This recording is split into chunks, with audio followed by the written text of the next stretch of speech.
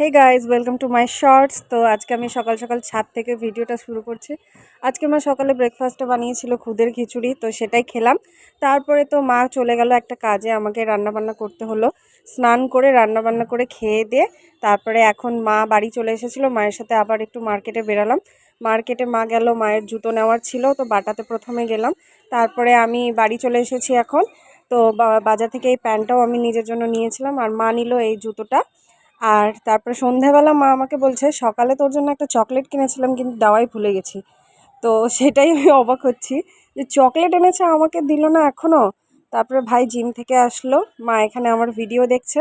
তারপরে তো কি, আমি চকলেটটা হাতে পেয়ে গেছি, এখন চকলেটটা আমি খাবো। আর তোমরা কারা কারা আমার মতো কিটক্যাট খেতে পছন্দ করো অবশ্যই কমেন্ট করে জানাও। আর মাঝে মাঝে আমার ভাইয়ের মাথায় ভূত চাপে রান্না করার, তো সেই জন্য আজকের রাতের ডিনারটা ওই রান্না করছে। তো চলো, আজকের মতো গুড নাইট, আর আমার চ্যানেলটাকে অবশ্যই সাবস্ক্রাইব করে দিয়েছে।